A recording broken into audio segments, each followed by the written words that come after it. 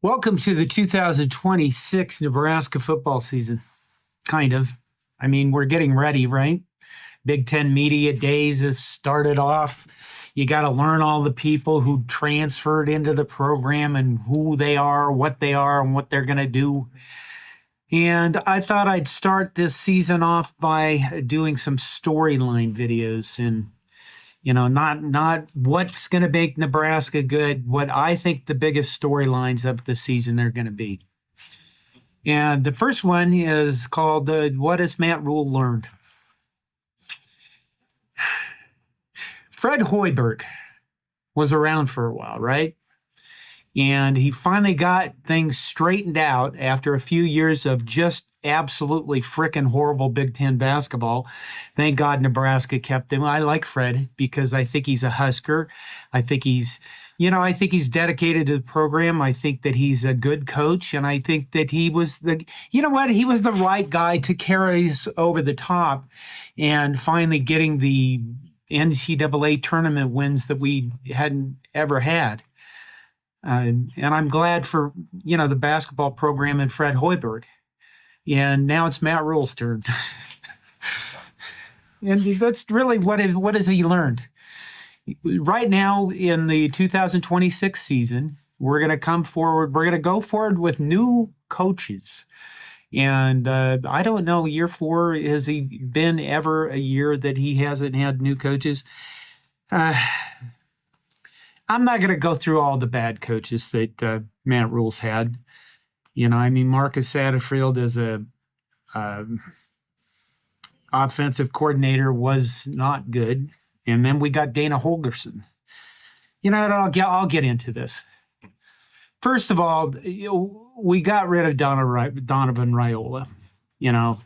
Has he got a job yet? I don't think so. If you go out and look on his Wikipedia page, you can determine whether he got a job. I mean, you would think that being a Big Ten, one of the best conference in college football, and being a position coach for a school like Nebraska, and I compared that all you want, that he would have gotten a job, but he didn't. Why? Because he sucked.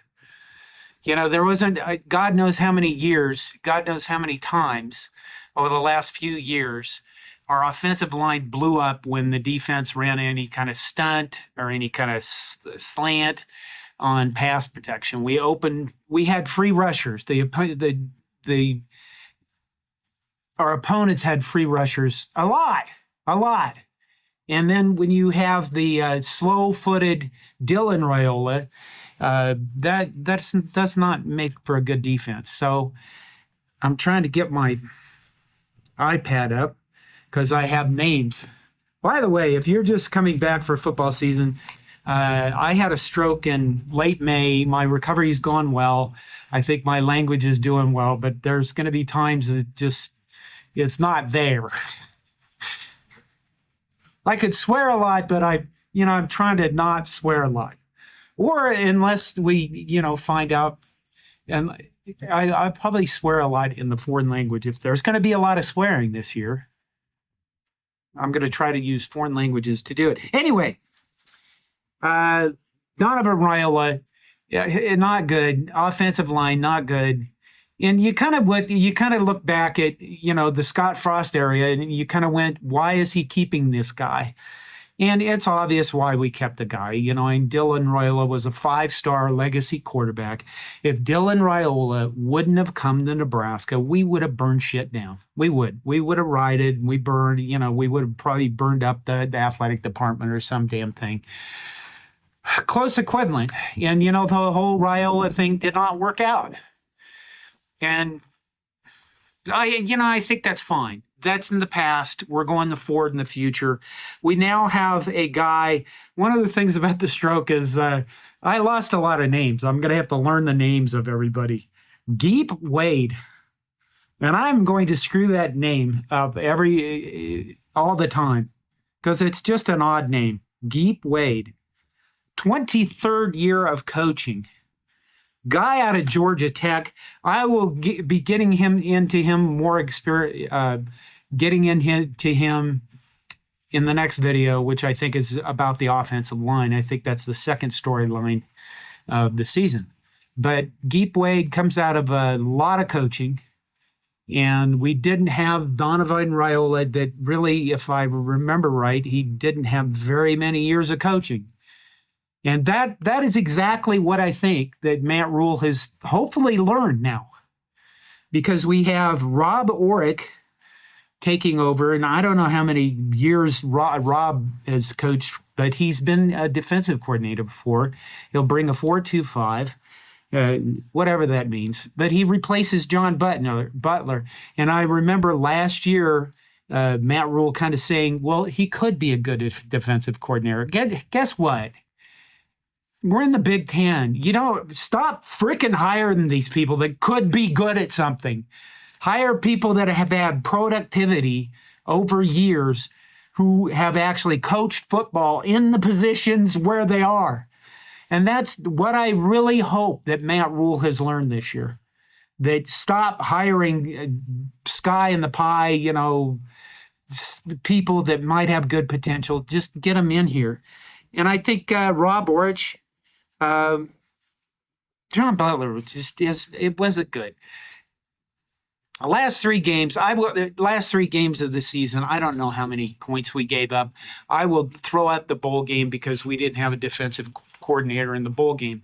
But the last two games of the season, I would say our defense basically gave up on their coaching.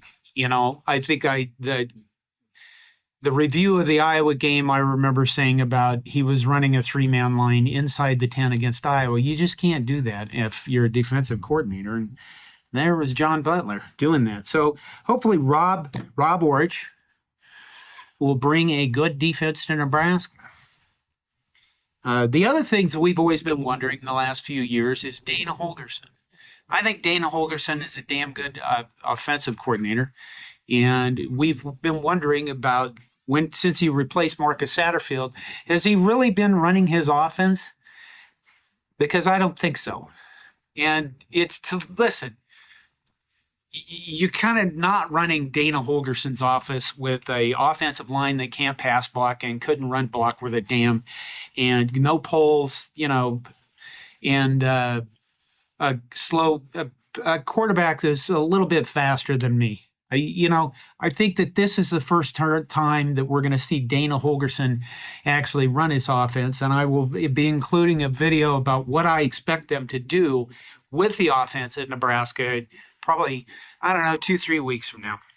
But I think that's another part of where we learned. Is Matt Rhule going to stick his hands in Dana Holgorsen's offense? I hope not, because I think Dana Holgorsen is a really good offensive coordinator. I know everybody is like, oh my God, he's got the good God, air raid offense in his background. But realistically, over time, Dana Holgorsen he's shown the ability to adapt to his players. He's also not as air raid once he gets control of the offense as he was without the air raid guys. How's this going? I think Dana Holgorsen's offense could be very, very exciting this year. Yeah, listen, I'm excited about 2026. I know people aren't. I know there's Matt Rhule is a used car salesman. But what if he sold Mercedes this time instead of Toyota Camrys? What if he's a good used car salesman? It could happen. I am excited about, again, the offensive line. That's what I'm excited about. Game management. We've had issues with game management about Matt Rhule's, how he manages games. Is he going to do a better job of that year? And let me the next time you're at a game, they don't show this as TV, but the next time you are at a football game, take 5 minutes in your brain, just take 5 minutes and not concentrate on anything else and look at the sideline. Look at all the sideline. Look at all the shit that's going on the sideline. There's cheerleaders down there. There's maybe band members down there. There's visitors, people that you want to come see your program, press people. There's Big Ten referees, officiating crew. And then look at the bench and look at all the crap that's going on the sideline. There is an amazing amount going on the sideline. And I photographed one Penn State game, and I was amazed by James Franklin. He calls timeout, and he kind of walks out on the field a little bit. He doesn't have his team surrounding him. His team is surrounded by their position coaches and their offensive coordinators, the people who are going to coach the game. You know what I mean? And I looked at him and I thought, okay, he doesn't really coach. He's letting his coaches coach. Take care of the players. Does Matt Rhule do that? I don't know, but I think that the thing that he gets so much going on in his brain that the game management tends to get away with him. From everything I know about Matt Rhule, he's a little bit of a micromanager. Maybe that's wrong. I don't have any inside information, by the way. I'm not going to claim that crap. But you look at James Franklin, you look at how he lets his coaches coach, how he lets his players listen to their coaches. They're not all screaming maniacs. You look at PJ Fleck. When PJ Fleck calls a timeout, it's usually him screaming at somebody. Which one do you want to be? Those are the things I think Matt Rhule has to learn this year. He has to have hired decent coaches this time. I mean, Fred Hoiberg took a little while to do it, but we were way behind on the basketball program for the last 100 years. We shouldn't be that far behind on Nebraska football. I am excited to see what these coaches can do under this new regime. I'm really excited about the offense. Because I think Dana Holgorsen is good. I'm probably reiterating right now, and my voice is starting to go. I'm excited, especially excited about the offensive line, because I can't tell you. Let me leave you with this, and I'll preface it. The next video I think would be about the offensive line. When was the last time that Nebraska had a good offensive line? And I don't mean holding calls. I don't mean false starts. I mean an offensive line that just beats the fuck out of somebody and beats the holy hell out of somebody on the defense.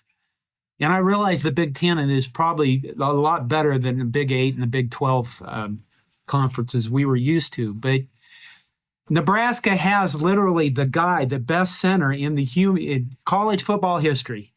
When was the last time we won a Lombardi or a Remington Award or the Outland or anything? That is not Nebraska football.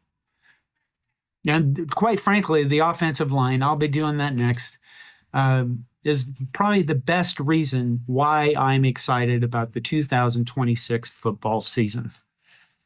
I don't think I can include anything else but that. But we're going to learn whether these coaches can coach. They're going to be new, and it could be fun. There you go. Take care of yourselves. Go Big Red.